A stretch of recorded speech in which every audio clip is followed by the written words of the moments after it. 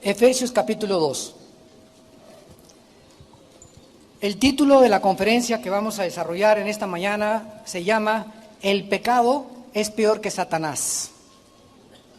El pecado es peor que Satanás. Dice Efesios capítulo 2, versículos del 1 al 3, y Él os dio vida a vosotros cuando estabais muertos en vuestros delitos y pecados, en los cuales anduvisteis en otro tiempo, siguiendo, este pasaje es muy profundo, siguiendo la corriente del mundo, conforme al príncipe, noten cómo se le llama a Satanás, el príncipe de la potestad del aire. El espíritu, porque él es un espíritu, que ahora opera en los hijos de desobediencia, entre los cuales también nosotros vivimos en otro tiempo, en los deseos de nuestra carne, haciendo la voluntad de la carne y de los pensamientos, y éramos por naturaleza hijos de ira, lo mismo que los demás. Los dos grandes enemigos del alma humana son el pecado y Satanás. Sin embargo, el pecado es el peor de todos. Es el más grande enemigo y lo traemos dentro. ¿Por qué? Porque la única manera en que Satanás se puede acercar a ti para hacerte daño o para lastimarnos es a través del pecado. Si nuestra vida es una vida de santidad en todas aquellas cosas que podamos improvisar y ser cada vez más limpios de corazón, más limpios sexualmente, más limpios en nuestros motivos, menos oportunidad le damos a Satanás de entrar a nuestra vida. Aun cuando Satanás puede causarnos daños mentales, porque el ataque es aquí. El campo de batalla es la mente humana. Y si Satanás va a atacarme o atacarte a ti, nos va a atacar a través de pensamientos. Y su estrategia es atormentarnos. Es el atormentador.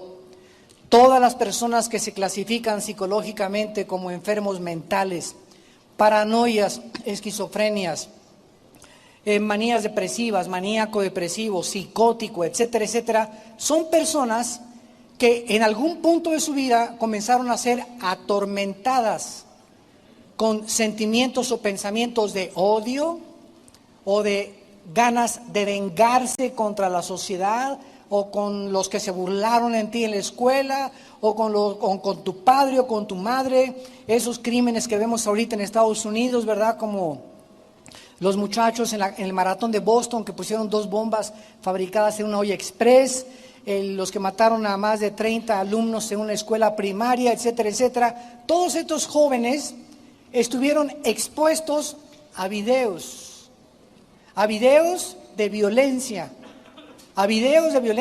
aunado a el trato de su papá a la mamá, o de los divorcios de los padres y del mal ejemplo de los maestros en la escuela, y se comienza una olla aquí con una mezcla y con una receta de odio, de amargura, de desilusión, de decepción del mundo, de la autoridad, etcétera, etcétera, que se convierte en odio.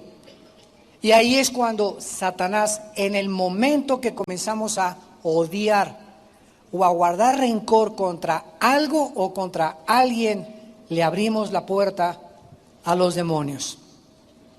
Noten ustedes que aquí en el pasaje que acabamos de leer, dice la Biblia que es cuando seguimos la corriente del mundo. ¿Cuál es la corriente del mundo? Es la corriente del pecado. Porque el mundo entero, 1 Juan 5:19, está bajo el maligno. Entonces, antes de que fuéramos cristianos, vemos que la Biblia dice que hay una corriente que es de arriba hacia abajo. El mundo va y las personas cada vez más están más cerca de autodestruirse. Antes de que nos autodestruyéramos, viene Jesucristo y ¿qué hace? Nos levanta. Y entonces el cristiano es la persona que comienza a viajar en contra de la corriente, donde van tus amigos, tus familiares, tus amistades, etcétera, etcétera. Vamos al revés de ellos. Y ellos, al darse cuenta que tú no haces lo que ellos hacen, que no piensas como ellos piensan, que las diversiones de ellos no son tus diversiones, nos persiguen y nos ultrajan. Porque el mundo quiere que tú hagas lo que ellos hacen. Si tus amigos fuman, la presión es tremenda de los amigos para que tú fumes. Y muchos comienzan con el cigarro precisamente para no sentirse aislados de la corriente del mundo. Si la moda es que las mujeres usen la falda hasta acá, la minifalda 5 pulgadas arriba de la rodilla, pues quieres tú parecerte a la moda del mundo sin recordar que fuimos llamados a vestirnos moralmente. Y que una mujer que se viste de esa manera, pues va a traer como 50 abejorros detrás de ella, ¿verdad? Vas a traer a un grupo de muchachos que te van a perseguir, no por lo que tú vales, sino por tu cuerpo. Porque los hombres, desgraciadamente, el 80% buscan la carne a 25 pesos el kilo de aguayón. Cuando pecamos, en el momento en que nosotros comenzamos a pecar, dice la Biblia que hay dos dimensiones: la dimensión de Satanás, que es las tinieblas, y la dimensión de la luz, que es la de Jesucristo. Entonces nosotros estábamos en esta dimensión. Yo me convierto hace 38 años y en ese momento Dios me saca de esta dimensión, me arranca las vendas que tenía en mis ojos de ver el mundo como yo lo veía, tipo Marx, tipo los nazis, tipo los fascistas, tipo el socialismo, tipo el comunismo, tipo la pornografía, etcétera, etcétera. Y Dios nos traslada a un mundo de luz, donde comenzamos a recibir luz. Y comenzamos a ver el mundo donde nos sacó Dios con ojos diferentes, con una perspectiva diferente. Y comienzo ya aquí en la luz a darme cuenta que de ahí en adelante mi responsabilidad es permanecer bajo la luz. Y la luz es la palabra de Dios y la vida cerca de Dios en oración. Mientras nos mantengamos en la palabra, guiados por la palabra, viviendo la palabra, alimentándonos, memorizándola, reflexionándola, estudiándola, leyéndola y memorizando la palabra, nos mantenemos en la luz. Y en el momento que viene Satanás para poder atacarme, él solo nos puede tentar. Se le llama el tentador, el peirasmos en el griego, pero las tentaciones no son pecado. Las tentaciones no son pecado. Pecado es caer en la tentación, que es muy diferente. Entonces, no digas, el diablo me hizo hacer esto, o por culpa del diablo soy lo que soy, o pobre muchacha, es que está bien endiablada. Bueno, es que el diablo usó solamente las decisiones anteriores que esa muchacha determinó en su corazón para hacer de ella lo que está haciendo ahorita, una esclava de Satanás. La única manera, en la que nosotros podemos evitar que Satanás entre a nuestra vida a influenciarnos mental o físicamente es confesando nuestros pecados. Proverbios 28:3.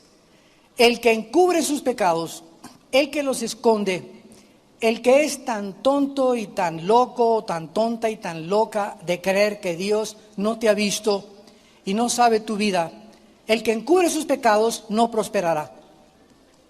¿Saben que la palabra prosperar significa avanzar? Es lo que significa prosperar en el hebreo, avanzar hacia la meta, progresar. Eso es la verdadera prosperidad, no solamente económicamente, sino también mentalmente, físicamente, en mi matrimonio, en mi noviazgo, en mi trabajo. Avanzar, con bendiciones de Dios. Cuando estamos caminando así en la luz, somos bendecidos y vemos que progresamos. Nos está yendo mejor, ya tengo un mejor salario, ya los problemas en mi casa se están arreglando, etcétera, etcétera. ¿De dónde vienen estas bendiciones? De que yo he cobrado conciencia que cuando ofendo a Dios, inmediatamente tengo que decírselo a Dios. Señor, ayer vi a esa mujer con ojos que relinché como caballo bien alimentado detrás de ella. Señor, hoy en la mañana le grité muy feo a mi abuelita. A mi esposa ayer no debía haberla tratado ni decirle lo que le debía haber dicho.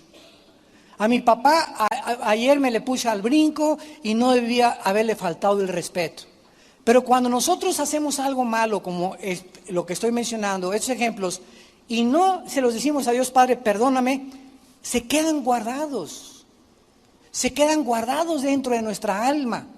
Y sin que nos demos cuenta, comienzan a oscurecer nuestra manera de pensar y de razonar. Y cuando venimos a la Biblia, nos comienza a dar trabajo entenderla.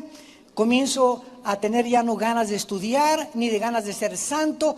Y si yo sigo avanzando en la vida con 2, 3, un mes, 2 meses, de algún pecado que hace 2 meses cometí, de fornicación o de pornografía que vi, y no se la he dicho a Dios, voy a comenzar a detener, a frenar mi vida y ya no voy a avanzar. Y es cuando comenzamos a vivir bajo el estrés, sin paz, intranquilos, ya no podemos dormir, ya nada nos cae bien, estamos irritables, no nos dan ganas de nada, creemos que todos son una bola de hipócritas y que todos hacen esto y que todos me ven, que todos me quieren perseguir, que todos me quieren hacer daño, que no hay nadie, que no, me comienzo a comparar con, pues no soy tan peor como esas personas y es cuando comenzamos a vivir lo que se llama bajo la maldición. O sea, cuando no avanzamos es maldición. ¿Qué es maldición? Mal, decir, hablar mal. Dios ha hablado que cuando una persona no confiesa su pecado, no prospera. Eso es una maldición. Dios habló mal. Dios te dice, si tú no confiesas, te va a ir mal en la vida. Dice el Salmo 66, 18, si en mi iniquidad, dice David, hubiera mirado el pecado, Dios no me hubiera escuchado. Y en 1 de Juan 1:9 dice el apóstol, si confesamos nuestros pecados, si nos ponemos de acuerdo con Dios, Señor, ayer volví a caer otra vez en la pornografía. Señor, ayer volví a gritarle a mi esposo. Ayer otra vez fui rebelde con mi esposo. Si confesamos, si se lo decimos a Dios, porque Él ya lo sabe, pero al decírselo, Dios quiere que estemos de acuerdo con Él, que lo que estamos haciendo no le agrada a Él. Si confesamos nuestros pecados, Él es fiel. ¿Fiel a qué? Él dijo que cuando confesemos los pecados nos va a perdonar porque Cristo murió en nuestro lugar. Y además es justo, porque la justicia de Dios nos fue aplicada a nuestra vida en la justificación por la fe cuando nos convertimos. Él es fiel y justo para perdonarnos y limpiarnos de toda maldad. Muy bien. Vamos a ver algo importante acerca del diablo. Satanás conoce algo muy importante de nuestra vida cristiana. Dice Romanos 14, 23. Todo lo que no es de fe es pecado. Todo lo que no es de fe es pecado. En otras palabras, el blanco número 1 de Satanás es destruir nuestra fe, nuestra confianza en Dios. Génesis capítulo 3, versículo 1. Y la serpiente era más astuta que todos los animales del campo, la cual le dijo a la mujer, ¿de veras le crees a esto? Con que Dios dice que no forniques, no hombre, puedes usar el sexo antes de casarte. De veras, Dios dice que debes de diezmar. Eso dice Dios, son pamplinas, son tonterías. De veras dice Dios que te sometas al gobierno.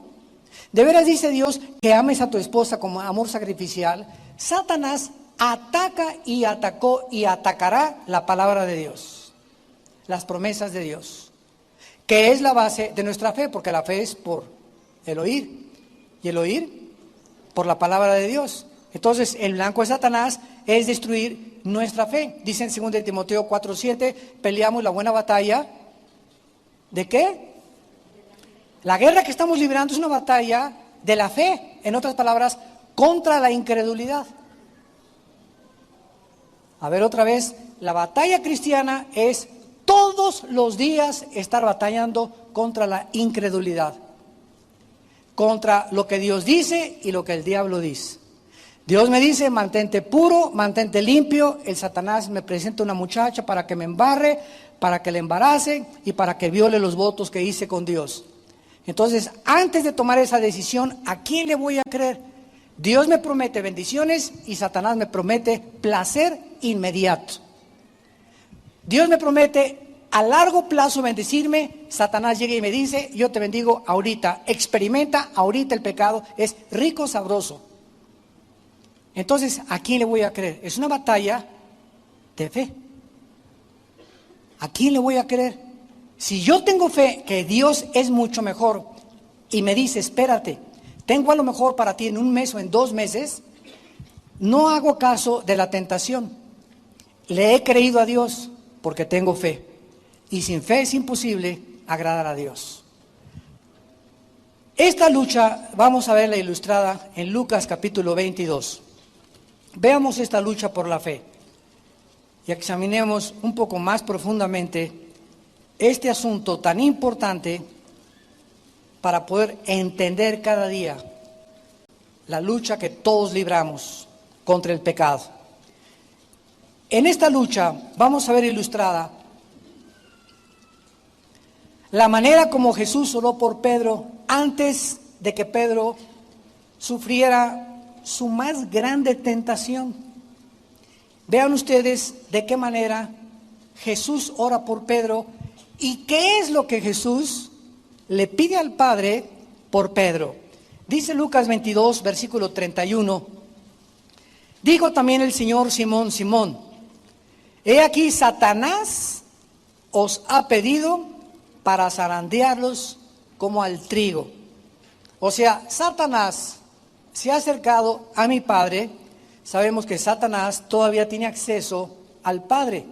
Lo vemos en Job, cuando se presenta con todos los ángeles caídos ante Dios y Dios lo interroga, ¿verdad? Y comienza ya el drama del libro de Job a desarrollarse. Y hasta el capítulo 12 de Apocalipsis encontramos que Satanás es arrojado del cielo ya, con gran ira se viene sobre el mundo porque sabe que su tiempo es corto. Entonces Satanás tiene acceso todavía al Padre y es un instrumento. Decía Martín Lutero que Satanás, ¿verdad?, es como el perrito de Dios. Él hace, ¿verdad? Si le dice ladra, ladra, si no le dice no ladra. No puede hacer nada sin el permiso de Dios. Quiso atacar a Job, le tuvo que pedir permiso a Dios. Y cuando nosotros pecamos, es cuando perdemos el derecho que nos defiendan los ángeles. Dice en el Salmo 91, a sus ángeles mandará a que tu pie no tropiece en piedra. Mientras me mantenga en el camino de la santidad, no va a haber tropiezos y el diablo no tiene ningún derecho para acercarse a mi vida. Pero en cuanto hay pecado en mi vida no confesado, Satanás tiene derechos legales. Donde llega Dios y le dice, ¿verdad? Mira, está Pancho, que tiene 3 en adulterio, está haciendo esto, mira, está en pornografía. Y Dios dice, me amarro las manos, ¿verdad? Hazlo, nada más no le puedes quitar la vida. Solamente Dios decide cuándo puede Satanás quitarle la vida a una persona. O sea, irse a casa antes de tiempo, como en 1 Corintios 5, del 1 al 5, del que viene en adulterio con un muchacho, con la suegra, con la mamá con una señora de la congregación, y mandan que sea destruida la carne a fin de que el espíritu sea salvo para el día de la justicia. Entonces, en el momento en que nosotros no confesamos el pecado, Satanás tiene acceso a nuestra vida inmediatamente para atormentarnos, causarnos enfermedades o causarnos problemas. Satanás ha pedido, no iba a atacar a Pedro sin pedir permiso. Dame chance, dice Satanás, le dice al Padre, dame un chancecito de hacerle así. Y vas a ver que te va a fallar, y vas a ver que le va a negar a tu hijo, y vas a ver que esto y el otro. Entonces el Padre, ¿verdad?, le dijo a Cristo, ¿sabes una cosa, hijo? Vino este sinvergüenza a decirme que va a zarandear a Pedro. Avísale y adviértele lo que va a pasar. Y dice el versículo 32, pero yo he rogado por ti. O sea, te va a atacar Satanás, pero va a haber una intercesión. Yo voy a estarle pidiendo a mi Padre que tu fe no falte.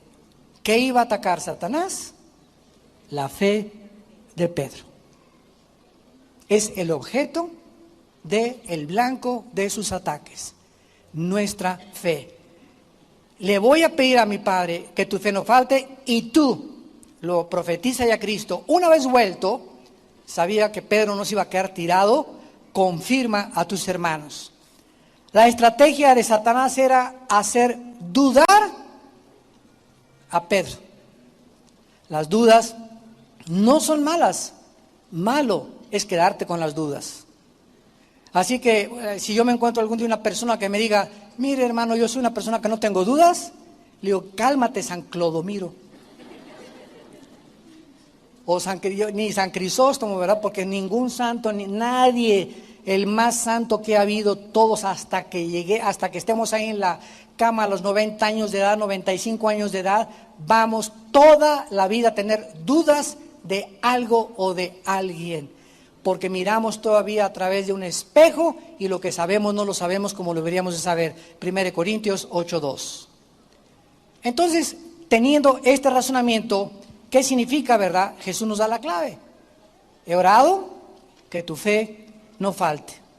El ataque de Satanás a nuestra vida es que dejemos de confiar en Él, en su provisión, en sus promesas, en que tenemos un mejor futuro que lo que nos promete el mal, no el que no tranza, no avanza, bueno, es lo que tú dices, y tal vez robando o cometiendo fraude o vendiendo droga, vas a progresar durante algún tiempo, pero no vas a durar mucho tiempo, porque el gozo de los impíos es muy corto. Sin embargo, dice Dios, si tú tienes paciencia y esperas, a la larga, sigue vendiendo tus taquitos, sigue vendiendo tus refacciones, sigue haciendo sillas como carpintero, sigue con tu bufete abogado, sigue como médico, mantén tu honradez en todo lo que hagas. Y aunque parezca que al principio estás sufriendo y no tienes para pagar, si tú mantienes a través de la tentación tu confianza en mí, no te la vas a acabar, ¿cómo te voy a bendecir? Porque dice uno de los salmos, mirad cuán grande es la bondad que Dios ha guardado, mirad cuán grande es la bondad que Dios ha guardado, la guarda Dios, y de repente te abre las ventanas del cielo y sin que te des cuenta, las bendiciones vienen sobreabundantemente. ¿Por qué? Porque has esperado en Él y tu impaciencia no te empujó, no te impelió para que tú cometieras el pecado. Ahora, esta significa, ¿verdad?, que este es el blanco de Satanás. Vean ustedes en primera de Tesalonicenses capítulo 3, que Pablo tuvo el mismo problema a las iglesias que él fundaba. Qué importante es esto. Era el mismo problema que a Pablo le preocupaba por todas las iglesias. Cuando dejó Tesalónica, Pablo, estaba muy preocupado Pablo. Pero no que cayeran en el adulterio, que cayeran en las drogas, que cayeran en esto, porque todo es la consecuencia, todas las ramificaciones de la falta de fe es precisamente el pecado. Es el momento en que dejamos de confiar en Dios que todos los demás pecados se desembocan. Entonces Pablo nos muestra aquí en esta carta, 1 Tesalonicenses 3, versículo 5, cuál era realmente el problema. Y entonces manda a Timoteo a esta nueva iglesia de Tesalónica para que investigue qué cosa. 1 Tesalonicenses 3, 5, por lo cual también yo, no pudiendo soportar más, Pablo estaba intranquilo, quería estar seguro de qué cosa, envié para informarme de vuestra fe. Si seguían confiando en Dios, si seguían haciendo la voluntad de Dios, no sea que hubiera tentado el tentador como tentó a Pedro. Entonces, si el diablo nos va a tentar, es haciéndonos dudar de lo que Dios nos ha prometido. Nos va a tratar de quitar que no confiemos en Dios. Que te va a ir mejor robando. Que vas a disfrutar mejor fornicando. Que te vas a salir mejor mintiendo. Que vas a guardar más dinero no dando tu diezmo y guardándolo en el banco o invirtiéndolo, ¿verdad?, en cosas terrenales. Entonces, siempre está lo que Él nos promete y lo que Dios nos promete. Y en medio es nosotros somos responsables qué camino vamos a decidir, la bendición o la maldición, en todas las cosas de la vida. Ahora en 1 de Pedro capítulo 5, Pedro escribe a la iglesia de Asia Menor, haciéndoles una advertencia muy seria. Una vez algunos pastores ahí en Colombia me hicieron esta pregunta: ¿usted cree que los cristianos puedan tener demonios? Y pues se hizo un silencio porque eran muchísimos pastores en esa reunión de pastores, ¿no? En una ciudad de Colombia. Y yo les contesté, claro que sí. Y se para un pastor, ¿verdad? San Crisóstomo. Es que usted lo que está diciendo no puede ser posible porque el Espíritu Santo, ¿verdad? Donde mora el Espíritu Santo, bueno, sacó sus argumentos y qué bueno, o sea, siempre es la ignorancia de conocer un poco más profundamente las Escrituras lo que nos lleva a conclusiones equivocadas, pero cuidado con el orgullo nada más. Cuidado de creer que ya precisamente es eso, ¿verdad? Cuando no hemos escudriñado profundamente la Escritura. Yo le contesté a este pastor con mucho respeto, le dije, cuando el Satanás ataca a un cristiano, dígame entonces usted si nos ataca como Bambi. O si viene y solamente nos hace, mi chiquilín, mi chiquilín, mi chiquilín.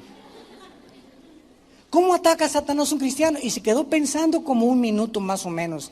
Le digo, ¿cómo nos ataca? O sea, ¿nos hace bú en la noche? Bueno, usted contésteme. Y entonces le leí este pasaje en Primera de Pedro, capítulo 5, versículo del 8 al 9. Sean sobrios, esto es una advertencia muy seria, y velad, porque vuestro adversario el diablo, ¿a quién le está hablando? A los cristianos, como Bambi, como una ardillita. Compara a Pedro a Satanás como un león, pero un león rugiente. Y vean lo que dice Pedro, que anda buscando alrededor a quién hacerle caricias, heridas leves. Anda buscando a quién rasguñar. Eso dice. Le pregunté a este pastor, dígame usted qué significa devorar. Bueno, cuando un león se come, ¿verdad? Un antílope, un pedazo de carne, se lo traga entero. Entonces, ¿qué significa? Que el diablo anda buscando a quién tragarse, o sea, a quién controlar. Ahora, ese control, ¿cómo viene? A través de la mente. Y cuando Satanás o los demonios atacan a un cristiano, nosotros somos espíritu, tenemos un alma y tenemos un cuerpo. Somos espíritu, tenemos un alma, y el alma y el espíritu viven dentro de un envase que se llama el cuerpo humano, o la casa, o el tabernáculo de Dios. Ahora bien, cuando los demonios entran a un cristiano, no entran a la zona espiritual, porque le pertenecemos a Cristo. Un cristiano no puede ser poseído por demonios, puede ser invadido e influido, que es muy diferente. Pero vean ustedes la cantidad de cristianos bien lorenzos que están. ¿Por qué están así? ¿Por qué están afectados? Son cristianos, están afectados de sus facultades mentales, no piensan ya normal.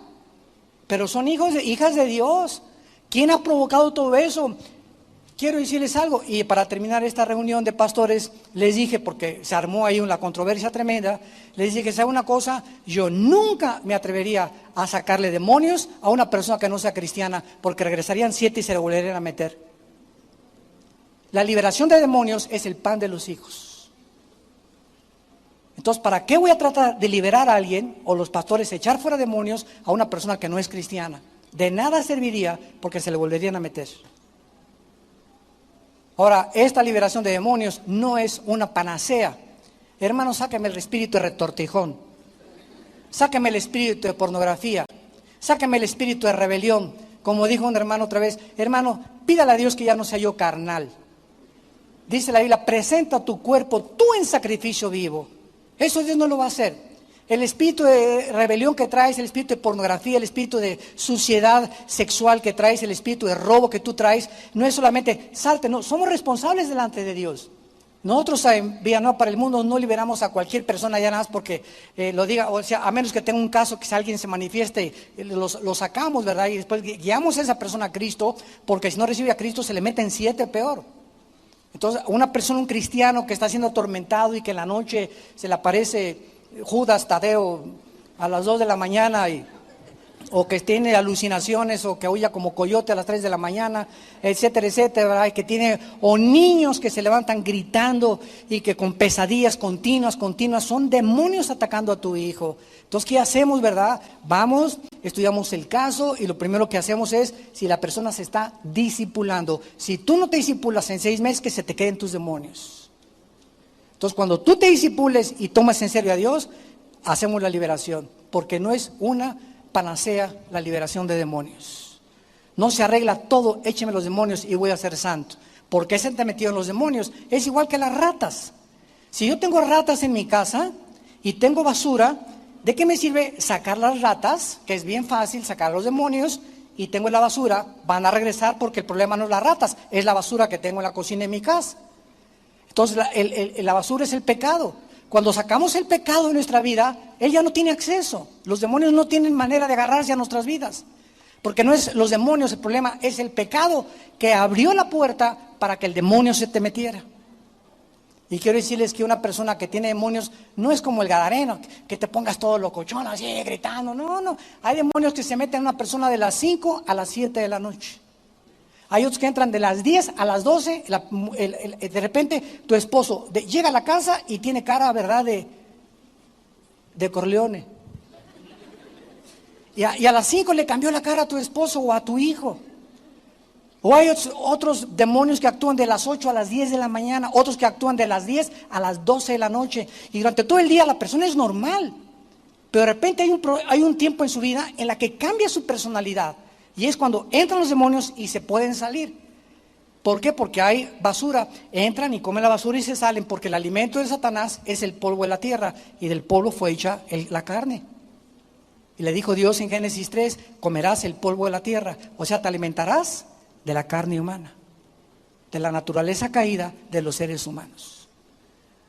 Porque aunque seamos cristianos, seguimos teniendo la naturaleza humana. Regresamos a Efesios, a nuestro pasaje, y dice a continuación que nosotros andábamos en otro tiempo. Ya no. Ojalá que muchos de ustedes no sea una realidad esto.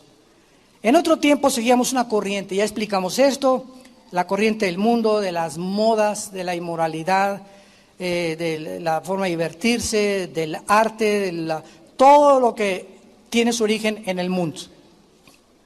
Y vemos que el que va hasta delante de esta corriente se llama el príncipe, pero es interesante que dice que Satanás aquí lleva el título de la potestad del aire, o sea, que Satanás tiene el control de todos los medios de comunicación alrededor del planeta Tierra. El príncipe de la potestad de la atmósfera, aión en el griego, de la atmósfera hacia abajo opera Satanás. De la atmósfera hacia abajo, que es debajo del sol, lo que decía Salomón en Eclesiastés, vivimos debajo del sol, de la atmósfera hacia abajo. Ahora, si nosotros prendemos un radio, tengo un radio ahorita aquí, yo ahorita no oigo nada, pero en el mundo invisible hay ahorita aquí frecuencia M, frecuencia AM, radio corta, a banda larga, banda corta, pero el aparatito que tengo aquí, el radio, tiene una facultad tecnológica que cuando yo le cambio así en la estación, me agarra esta frecuencia, la charrita del cuadrante. Le doy más adelante y música de banda, más adelante música tranquila, música clásica, pero aquí están aquí están junto a nosotros, no las vemos. Pero ese radio sintoniza, ¿verdad? Y agarra esa frecuencia y te la transmite a los oídos. Y agarra nada más la frecuencia que él está tratando de controlar. Y también hay frecuencias de televisión, hay cable, hay de satélites de comunicación, hay de televisión, de Sky, de muchas cosas, y están todas en el aire. Y Satanás controla todas estas estaciones, películas, videos, todo lo que se hace y todas las ondas del sonido, dice 1 Juan 5:19, Satanás las controla. Y Efesios 2, versículo 2. Por eso es tan importante saber qué clase de música oímos, qué clase de programas oímos, qué clase de películas ves en la televisión y en el cine, porque Satanás está detrás ¿Para qué cosa? Hacernos dudar de Dios. ¿Cuál es el propósito de Hollywood? Ve las películas de Hollywood, atacan a los cristianos, atacan la Biblia, casi siempre el 80% salen fumando, y tú ves al artista, chúpale, chúpale, chúpale, chúpale, y tú acabas de dejar el cigarro y se te antoja, no, pues si él fuma, pues yo también puedo seguir fumando. Y sales del cine y te prendes un cigarro, y ya tenías un mes que lo habías dejado, pero fuiste influido por lo que viste en el cine. Y ves telenovela, y telenovela, y telenovela, y quieres hacer la enfermera que se enamoró del doctor, para que el doctor te saque del hospital y te cases con él. Y el novio que tiene no es digno de ti porque anda en bochito y el doctor anda en un Cadillac. Y como la telenovela te dice eso, ¿verdad? Te comienzas a meter eso y entonces ¿qué pasa? Ya te olvidas totalmente de las promesas de Dios. Ves las películas de los crímenes y de los que les va bien y de los narcos que progresan, la historia de los narcos, y quieres ser igual a ellos. Los jóvenes quieren imitar todo eso porque somos y tenemos la tendencia de imitar todo lo que vemos o lo que oímos. ¿Y qué es todo eso? Tentaciones para hacernos dudar de Dios. ¿De veras será cierto esto? Veo tanta pornografía en el cine, tanta pornografía en la televisión, tantas vulgaridades, tanto adulterio, tantas cosas que sin casarse tienen relaciones, etcétera, etcétera, que comenzamos a aceptarlo como algo normal. Ya es normal, o sea, es normal, ya los homosexuales ya desfilan por Reforma ayer sábado, ¿verdad? Encuerados, semi-encuerados, demandando sus derechos y violando nuestros terceros derechos de nosotros como ciudadanos, y violando nuestra decencia, nuestra honestidad, nuestros principios morales, los principios fundamentales de la familia, pero eso sí quieren que les respetemos a ellos. ¿Cuál es el propósito del movimiento gay? Simplemente hacer que el mundo lo acepte como normal y los acepten como normales a ellos, casándose uno con el otro. Y el mundo está cayendo en esa trampa. ¿Qué dice Dios? No cometerás inmoralidad. El matrimonio es entre Pepe y entre Juana, no entre Pepe y Chencho. Ahora, vean ustedes que este espíritu que está...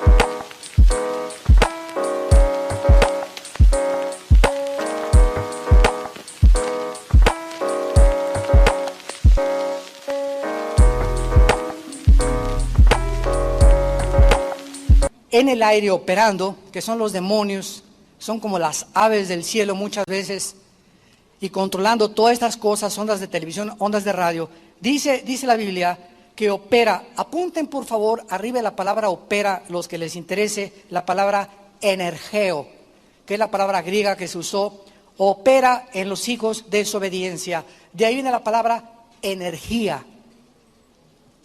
Estamos profundizando. Hay una energía satánica funcionando en el mundo invisible. Vamos a detectarla y a quitarle la máscara. 1939-1945, esta energía satánica se movió a través de un hombre llamado Adolfo Hitler, que hizo a través de la potestad y los miles de demonios que tenía, que cuando él hablara, cuando hablamos la palabra de Dios, lo dije en la conferencia anterior, en la parábola del sembrador, la semilla de Dios es espíritu y es vida, la palabra de Dios es espíritu y es vida. Cuando Hitler hablaba, cuando los dictadores hablan, cuando los asesinos hablan, cuando la gente de Satanás y los evangelistas de Satanás hablan, mandan demonios cuando hablan en el aliento de su boca. Y cuando Hitler hablaba y la gente lo escuchaba, la gente al ponerse en una situación de receptores, porque para cuando mandas una onda tiene que haber un receptor. Si hay un receptor, la onda no puede ser recibida. Entonces, cuando tú le abres el corazón a una filosofía que no es de Dios, te abres a que esos demonios que salen de ese orador o de ese dictador entran a tu vida. Es una energía que está operando en el mundo. ¿Cómo es posible? Ustedes oyeron en Pensilvania este monstruo que secuestró a 3 niñas y las tuvo 10 años en el sótano de su casa. 10 años. Y tú ves a este hombre en el jurado y tenía así, estaba así mordiéndose la esta. No me parezco él, ¿verdad? Pero así le hacía. Se mordía la camisa, ¿verdad? Yo no fui y no quise aceptar su culpabilidad. Ahora, yo le decía a mi esposa, ¿cómo es posible que tenga, o sea, que después de esta monstruosidad, destrozar 10 años violando a estas niñas? O sea, cuando las liberaron tenía 30 años cada una, a los 15 años, 17 años las secuestró y las tenía en el sótano de su casa durante 10 años. ¿Se imaginan el daño psicológico? Y este hombre estaba impávido, no se movía, estaba convencido, escúchenme, estaba convencido de que no había hecho nada malo.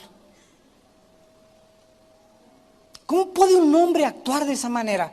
Porque ya no es él. Hay un espíritu poderosísimo dentro de él que le robó el cerebro y lo convirtió en un zombie sin conciencia. Un zombie es una persona que actúa como nosotros sin estar consciente de lo que está haciendo. Ese es un zombie. Entonces, así hay personas. Hay otro hombre, se llama Arturo Miller, en Queensland, Australia. Métanse a la página de internet, dice que es Jesucristo y su esposa María Magdalena. Nos reímos, ¿verdad? Ahí está en internet. Dice que es Jesucristo. Y vi el video y ella está convencida que es María Magdalena y dice, todavía siento los clavos en la cruz. Y tú lo ves, yo le decía a mi esposa, es que no se le ve así nada fingido. O sea, él se la cree que es Jesucristo. Tiene como jóvenes 35 años y ella, oye, tú eres Magdalena, la entrevista a un periodista, ¿tú eres María Magdalena? Sí, y todavía lloro a ver a mi señora allá clavado, pero ahora que ha resucitado y está junto conmigo, estamos felices porque vamos a guiar a muchos de ustedes al Padre. Se la cree que es María Magdalena y los ves, tienen cara los dos así, pero no tienen cara de malos, tienen cara así de buenos y tienen como 200 personas en su iglesia. O sea, este hombre trae un demonio tan grande, no está fingiendo, no está tratando de hacer nada, él se la cree, o sea, ya no es él. Hitler ya no era él. El momento en que dijo, el tercer Reich va a durar 1000 años, ya no era él, ya no era una persona razonable, normal. Como un loco puede decir, va a durar 1000 años el Reich, el tercer imperio, y la gente creérselo, peor los que lo creyeron que el que lo dijo. Entonces nos damos cuenta, la operación, la energía de Satanás funcionando en el mundo. Hay 3 artistas de cine en México que se las llevó un promotor muy famoso de televisión por todos lados, creo que en Brasil las agarraron. Ella es muy famosa de televisión y las 5 muchachas tenían relaciones con este promotor de televisión y de teatro y les hizo creer, ¿verdad?, que las 5 eran sus amantes y las 5 aceptaron tener relaciones con él. Yo pregunto, ¿verdad?, ¿cómo puede una muchacha llegar al grado de aceptar tener las 5 con un hombre y dejarse controlar de esa manera? O sea, ellas ya no eran ellas, estaban controladas por los demonios que él tenía y que les puso a ellas cuando aceptaron irse con él. El momento que pisamos los terrenos de Satanás, nos abrimos a que nos robe la mente. Y como el mundo no sabe que son demonios, pues denle su Ecuanil, su Valium, háblenle al psiquiatra, háblenle al psicólogo, o vamos a llevarlo al manicure, al hospital psiquiátrico.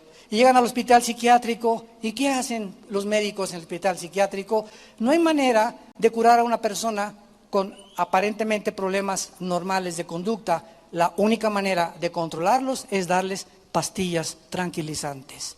Si tú caes en manos de un psiquiatra, te va a tratar con puras pastillas tranquilizantes. No hay manera, te va a decir, bueno, ahora ya entendí, a usted la violaron de niña, te hicieron esto, bueno, ok, ya descubrí por qué tú te portas así, porque aullas como coyote a las 2 de la mañana. Pero una vez que descubren la razón, esa es la psicología, ¿verdad? Es el fracaso de la psicología mundana. Una vez que descubren de dónde viene tu problema y ahora qué, ¿cuál es la terapia a seguir? ¡Chochos! Puras pastillas, no hay manera de tratarte más que con pastillas. Introducir químicos para que comiencen a tratar de normalizarte y aplacarte, y sin que te des cuenta caíste de Guatemala o Guatepeor. Antes eras una persona normal, ahora eres drogadicto, porque las pastillas tranquilizantes crean adicción. Llega un momento en que no puedes más que depender de tu chocho de Cuanil, de Prozac o de Valium para poder tener una vida normal, o de un trago de alcohol, o vivir con alcohol o con las drogas. Es el mismo problema que existe en la vida cristiana en muchas personas que abandonan la palabra de Dios. Ahora, en 1 Timoteo 6:10, para terminar, dice el apóstol Pablo, y también haciéndonos una advertencia muy fuerte acerca de la importancia de estar contentos con lo que tenemos, de vivir agradecidos, de que nuestra impaciencia no nos impela, no nos empuje, no nos precipite a tomar decisiones de las cuales mañana, muchacha que me escuchas, muchacho que me escuchas, varones que me escuchan, decisiones que mañana nos tengamos que arrepentir. Dice 1 Timoteo capítulo 6, versículo 6, gran ganancia, ya vas de gane. Si la piedad es la vida cerca de Dios, la palabra griega eusebia. Gran ganancia vas a tener en la vida, en tu vida cerca de Dios, si estás acostumbrado o te acostumbras a vivir contento con lo que tienes, con contentamiento. Pablo en Filipenses 4 dijo, he aprendido, vean que requiere aprendizaje, he aprendido a vivir sin dinero. He tenido épocas en mi vida de crisis, he tenido épocas en mi vida, yo las tuve también. Yo tuve una época cuando vivíamos en Acapulco, ¿verdad?, que no comíamos más que los mangos que yo cortaba de la casa y lo que yo podía pescar. Tenía a Lana, Moisés y Andrea, mis primeros 3 niños, ¿verdad?, de mi primer matrimonio, chiquitos. Yo estaba de misionero allá en las sierras de la costa de Oaxaca y de la costa chica y la costa grande, y no teníamos nada para poder sostenernos, y vivimos 2 o 3 años, hasta después de 10 años de ministerio, tuve una combi que me regaló un hermano, una combi ya vieja. Andaba en camión en la ruta 100 dando estudios, predicando en los pueblos. Iba yo a Acapulco a predicar en el mercado y me ponía un cajón y me paraba y los mandaba a todos al infierno. Bueno, así es muy ignorante. El justiciero llegó aquí a Guerrero, ¿verdad? Y me acuerdo que todas las marchantes, ¿verdad?, lo único que no tenían dinero, me daban pescado de ofrenda. Me llegaba a mi casa con 2 o 3 pescados y ahí los cocinábamos y todo, ¿verdad? Y vivíamos de pescados y de mangos, más de 4 o 5 años. Yo sé lo que es el pobre, yo sé lo que es bien pobre, es no tener nada. ¿Ustedes creen que así comenzamos? No, comenzamos, pero desde abajo. Y hasta los 10 años, hasta 1981, me regalaron una combi vieja, usada. Y ahí iba chaca, en San Juan Totoltepec, donde comenzamos la iglesia. Una comenzamos en un garaje, una casa en Satélite, pero íbamos a San Juan Totoltepec, nos pasamos después al Cine Apolo, del Cine Apolo al Centro Cívico, del Centro Cívico llegamos para acá. Y así nos ha traído Dios por todos lados. Pero estamos acostumbrados, y cuando vives en la pobreza y te das cuenta que estás contento y no estás amargado, para eso me llamaste, Señor. Yo era gerente del Hotel Emporio, que es Emporio, antes era el Continental y el Hilton en Acapulco, y querían mandarme a...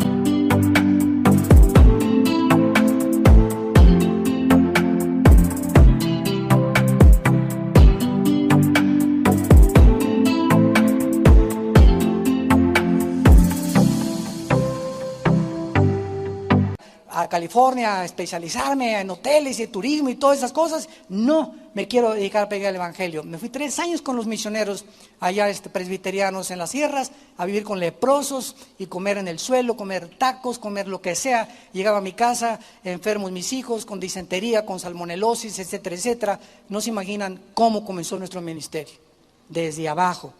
Pero ¿qué fue lo que Dios me dijo? Le perdí miedo a la pobreza. Ya no tuve miedo.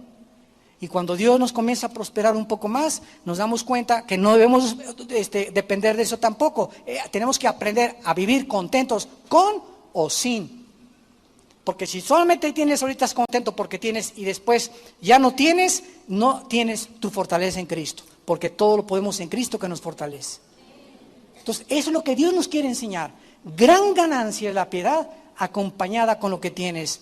Porque teniendo sustento y abrigo, estemos contentos con eso.